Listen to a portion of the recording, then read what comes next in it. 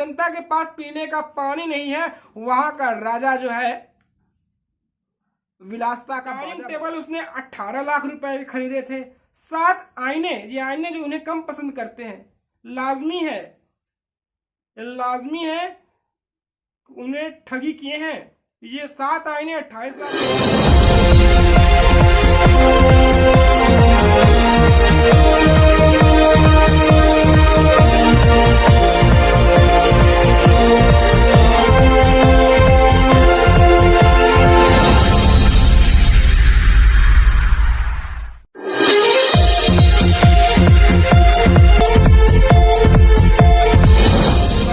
नहीं, कट्टर ईमानदार हूं मैं, मुझको क्या पड़ी दिल्ली की जनता की खबर। अपने बंगले पर 45 करोड़ लुटाने वाला हूं मैं। 2 BHK की मुझको जरूरत नहीं, शीश महल पर लाखों लुटाने वाला हूं मैं ईमानदार नहीं, कट्टर ईमानदार हूं मैं। नमस्ते जी, पहचाना जी? मैं सर जी, पहचाना जी? पहचान गए ना जी? देखो जी, बात ऐसा है ना जी, मेरे जैसा ना आपको ईमानदार नहीं मिलेगा जी। अगर मेरे खिलाफ आपको कोई भ्रष्टाचार के सबूत मिलते हैं ना जी, तो मुझे चौराहे पे ना लटका दो जी। मैं यही चाहता हूं जी। और मोदी जी, आप बड़े आदमी हैं जी, हमें काम करने आप ना आम आदमी पार्टी का काम मत रोकिए जी। आप ना हर काम में अड़ंगा डाल रहे हैं जी। बस इतना ही कहना चाहते हैं जी, हम कट्टर ईमानदार हैं जी।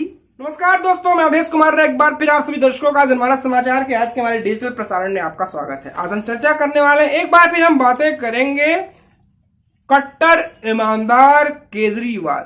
अब केजरीवाल की कहानी घर घर की हो गई है। अब हर भारतीयों की टेलीविजन सेट पर एक ही कहानी, एक ही चर्चे हो रहे हैं, और उनकी चर्चे जो है सिर्फ शीश महल की दिखाई दे रहे हैं। कह रहे हैं जो कहते थे कट्टर ईमानदार, उनकी ईमानदारी का आलम यह है कि 45 करोड़ के बंगले बनाए जा रहे हैं। ईमानदारी का आलम यह है कि सोने चांदी की चीजें मंगाई जा रही है। ईमानदारी का आलम यह है कि जिस दिल्ली में दिल्ली की जनता के पास पीने का पानी नहीं है, वहां का राजा जो है विलासता का बाजा बजा रहा है। अब ये जो सुकेश है, महाठग सुकेश, जो तिहाड़ी है, अब इसने पत्र लिखा है LG VK सक्सेना साहब को, और जर्रा जर्रा जो कहानी है, केजरीवाल की कहानी है, और उसका जो है खुलासा कर रहा है। उसने कहा है कि घर का सामान, आवास, चांदी, क्रॉकरी सब उसने केजरी को पहुंचाई। ये मनी लॉन्ड्री के केस में 200 करोड़ की ठगी में बंद है। घर का निर्माण, क्रॉकरी, बंगला निर्माण, पैसा उसने सब दिए केजरीवाल को। सुकेश का दावा, फर्नीचर उसने केजरीवाल को दिया बाकायदा सत्येंद्र जैन के थ्रू, और जो तस्वीर थी फर्नीचर की जो उसने इटली से मंगाई थी, उसकी तस्वीरें जो है व्हाट्सएप और फीचर के माध्यम से उसने केजरीवाल और सत्येंद्र जैन को भेजी थी। एके ने अपने एके को, मतलब अरविंद केजरीवाल को, उसने 45 लाख रुपए ऑल इन ग्रीन टैग पर्दे के लिए भेजा था। 12 सीट का डाइनिंग टेबल उसने उससे मंगाया था, जो उसने पैसे दिए थे। सुकेश ने जिन सामान केजरीवाल ने खरीदा था और उसके बारे में उसने चर्चा की है। बेडरूम 34 लाख का, हमारे कट्टर ईमानदार ने 34 लाख का बेडरूम खरीदा था। डाइनिंग टेबल उसने 18 लाख रुपए के खरीदे थे। 7 आईने, ये आईने जो उन्हें कम पसंद करते हैं, लाजमी है उन्हें ठगी किए हैं। ये 7 आईने 28 लाख रुपए में। 30 पीस तकिया गलीचा 45 लाख रुपया, इसमें पामराई की 3 दीवार घड़ियां भी शामिल है। उन्होंने मूर्तियां भी खरीदी हैं। केजरीवाल का शौक, ये आम आदमी का शौक यहीं खत्म नहीं होता है। साउथ इंडियन ज्वेलरी उन्होंने 90 लाख रुपए की मंगाई है। चांदी की क्रॉकरी, चांदी के 15 प्लेट, 20 ग्लास, कटोरे, चम्मच तक शामिल है। इसके थ्रू जो इसने सामान उसने मुहैया कराए हैं, इसके थ्रू इस महाठग सुकेश को करोल बाग के प्रोजेक्ट का अलॉटमेंट भी केजरीवाल सरकार ने दी थी।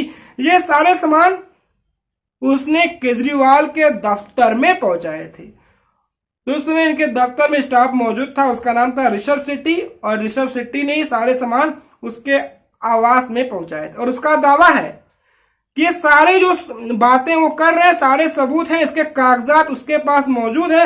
अगर सुरक्षा एजेंसियां उससे मांगना चाहें तो सुरक्षा एजेंसियों को उपलब्ध करा सकते हैं, ये सुरक्षा एजेंसियों को वो पहुंचा सकता है। तो हाल ही में हमने बातें की थी, हमने पहले भी एपिसोड बनाया था, हाल ही में खुलासा हुआ था कि दिल्ली के संक्रमण काल में जहां दिल्ली के लोग स्वास्थ्य सेवाओं से के लिए वंचित थे, रहने के लिए बेड नहीं मिल रहा था, दवाइयां नहीं मिल रही थी, वहां केजरीवाल 45 करोड़ रुपए अपने बंगले में खपा दिया, लाखों का टॉयलेट लगाया, पर्दा लगवाया।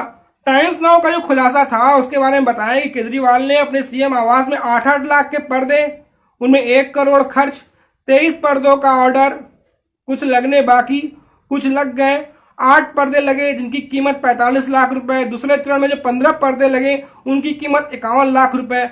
आवास की साज सज्जा में इस आम आदमी की सरकार ने, इस आम आदमी पार्टी ने जनता की गाढ़ी कमाई के 45 करोड़ रुपए फूंक डाले। मैं बिल्कुल कहूंगा कि दिल्ली की गरीब जनता जिसे स्वच्छ पानी पीने को नहीं मिलता है, जिसे साफ हवाएं नहीं मिलती हैं, उस दिल्ली की जनता की गाड़ी कमाई ये कट्टर ईमानदार पार्टी जो कहता था गाड़ी नहीं मांगता, बंगला नहीं मांगता, मुझे सब नहीं मांगता, तो कजरी तुम्हें क्या मांगता केजरी? उसने 45 करोड़ रुपए खर्च कर दिए, लुटा दिए। और उनका जो आवास है, सरकारी आवास जहां वो रहते हैं, उस आवास 4.7 एकड़ का था, उसे बढ़ाकर 7.3 एकड़ कर दिया गया। मतलब उनके अगल बगल में जो भी अधिकारियों कर्मचारी के आवास थे उन्हें वहां से नोटिस देकर हटा दिया, अपने आवास को भी बढ़ा दिया। कह रहे थे कि मकान जर्जर हो गया, चू रहा था, बूढ़ा बुजुर्ग रह रहा है, कुछ दिन में ढह जाता। अरे भैया, अगर मकान का रिपेयरिंग कराना था तो रिपेयरिंग कराते, नहीं, वो मकान वैसे के वैसे ही था। उसके बगल में पेड़ पौधे झाड़ झंखाड़ काट कर नया मकान बना दिया, शीश महल बना दिया।